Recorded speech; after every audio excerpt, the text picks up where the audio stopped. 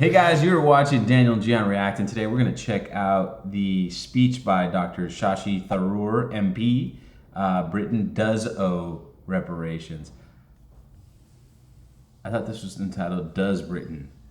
Whatever copy of this video we're watching says Britain does owe reparations, but I feel like I feel like we've seen like this requested for the past ever since we did the AIB video about India leaving Britain. The day India resigned. The day India resigned. We've seen this request several times, so we're gonna check it out. A little bit longer video than we normally do, so keep that in mind when you're watching this, and let's get rocking and rolling. Also, I'm assuming this is filmed in Oxford. President, and gentlemen, ladies of the House, standing here with 8 minutes in my hands and at this venerable and rather magnificent institution, I was going to assure you that I belong to the Henry VIII School of Public Speaking, that as Henry VIII said to his wives, I shall not keep you long. But now finding myself the seventh speaker out of 8 in what must already seem a rather long evening to you, I rather feel like Henry VIII's last wife. I more or less know what's expected of me, but I'm not sure how to do it any differently. Perhaps what I should do is really try and pay attention to the arguments that were advanced by the opposition today.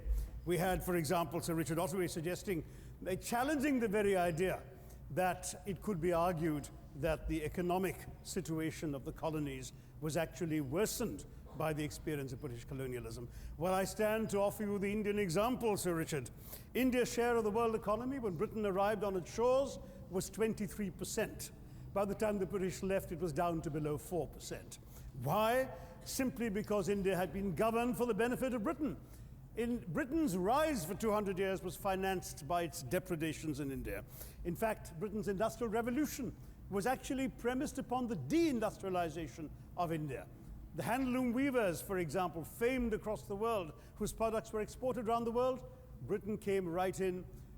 There were actually these weavers making fine muslin, light as woven air, it was said. And Britain came right in, smashed their thumbs, broke their looms, imposed tariffs and duties on their cloth and products, and started, of course, taking the raw materials from India and shipping back manufactured cloth, flooding the world's markets with what became the products of the dark and satanic mills of Victorian England. That meant that the weavers in India became beggars, and India went from being a world-famous exporter of finished cloth into an importer, went from having 27% of world trade to less than 2%. Meanwhile, colonialists like Robert Clive bought their rotten boroughs in England on the proceeds of their loot in India, while taking the Hindi word loot into their dictionaries as well as their habits.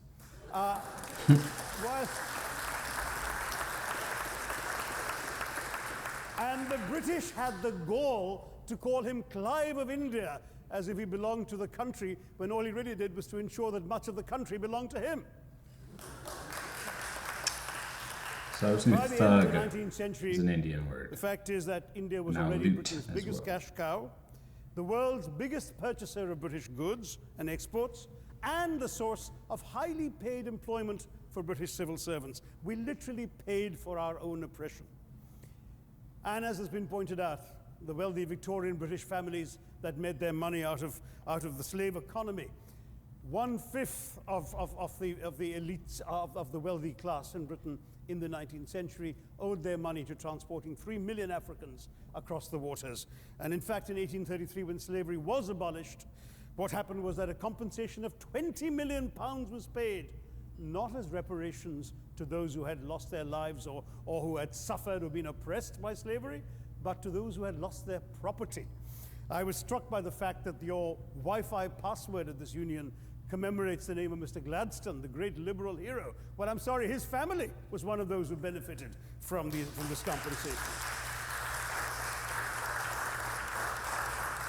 Staying with India, between 15 and 29 million Indians died of starvation in British-induced famines. The most famous example, of course, was the Great Bengal Famine during the Second World War, when 4 million people died because Winston Churchill deliberately, as a matter of written minuted policy, proceeded to divert essential supplies from civilians in Bengal to sturdy Tommies and Europeans as reserve stockpiles. He said that the starvation of anyway underfed Bengalis mattered much less than that of sturdy Greeks. This is Churchill's actual quote. And when conscience-stricken British officials wrote to him, pointing out that people were dying because of this decision, he peevishly wrote in the margins of the file, "Why hasn't Gandhi died yet?"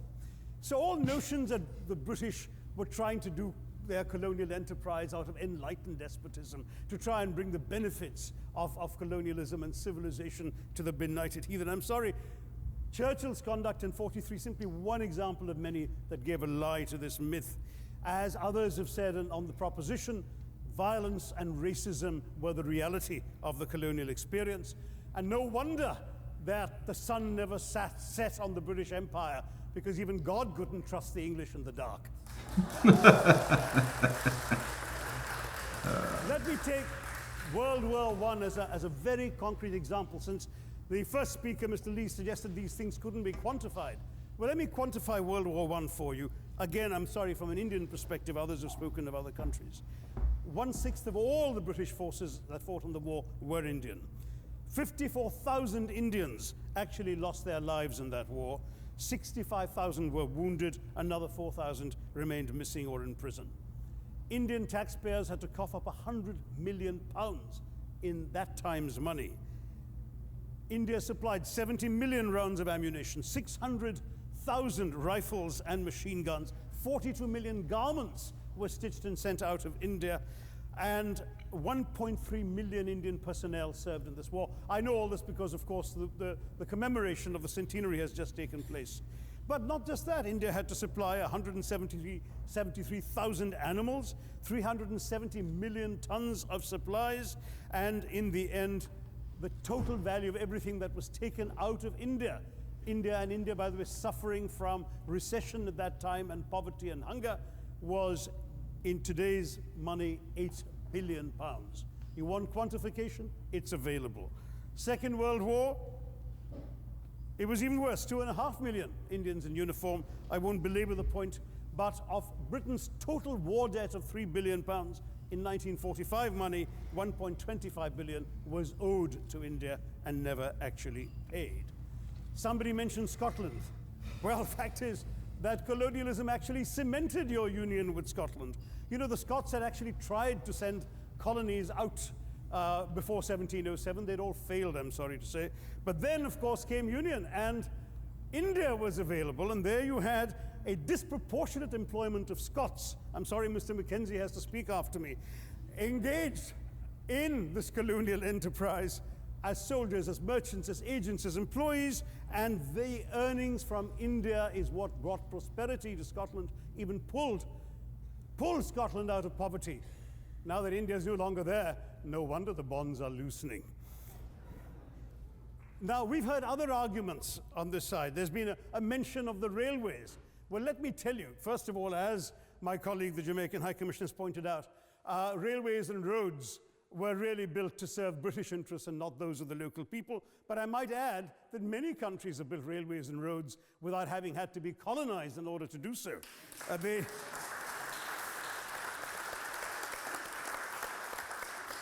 They were designed to carry raw materials from the hinterland into the ports to be shipped to Britain. And the fact is that the Indian or Jamaican or other colonial public, their needs were incidental. Transportation, there was no attempt made to match supply to demand for mass transport, none whatsoever.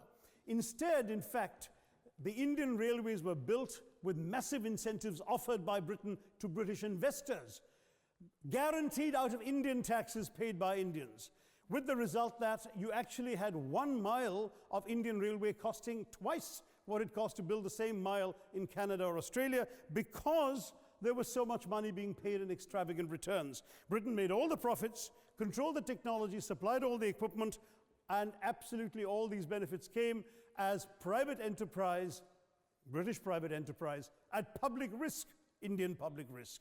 That was the railways as an accomplishment. We're hearing about aid. I think it was again Sir Richard Ottaway who mentioned British aid to India. Well, let me just point out that British aid to India is about 0.4% of India's GDP. The government of India actually spends more on fertilizer subsidies, which might be an appropriate metaphor for that argument. If I may point out as well,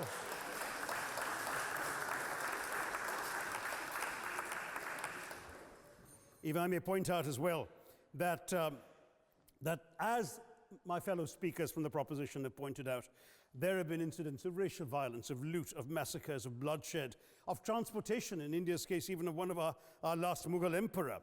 Yes, maybe today's Britons are not responsible for some of these depredations, but the same speakers have pointed with pride to their foreign aid. You're not responsible for the people starving in Somalia, but you give them aid. Surely the principle of reparations for the wrongs that have been done cannot be denied. It's been pointed out, for example, the dehumanization of Africans in the Caribbean, the massive psychological damage that has been done, the undermining of social traditions, of property rights, of the authority structures of these societies, all in the interests of British colonialism. And the fact remains that many of today's problems in these countries, including the persistence, in some cases the creation of racial and ethnic and religious tensions, were the direct result of the colonial experience. So there is a moral debt that needs to be paid. Someone challenged reparations elsewhere. Well, I'm sorry, Germany doesn't just give reparations to Israel. It also gave reparations to Poland. Perhaps some of the speakers here are too young to remember the dramatic picture of Chancellor Willy Brandt on his knees in the Warsaw Ghetto in 1970. And there are other examples. There is Italy's reparations to Libya. There's Japan's to Korea. Even Britain has paid reparations to the New Zealand Maoris. So it's not as if this is something unprecedented or unheard of that's going to somehow open some sort of nasty Pandora's box. No wonder Professor Lewis reminded us that he's from Texas. There's a wonderful expression in Texas that summarizes the arguments of the opposition: all hat and no cattle. Now, if I can just quickly look through the other notes I was scribbling while they were speaking, there was reference to democracy and rule of law. Let me say with the greatest possible respect, it's a bit rich to oppress, enslave, kill, torture, maim people for 200 years and then celebrate the fact that they're democratic at the end of it.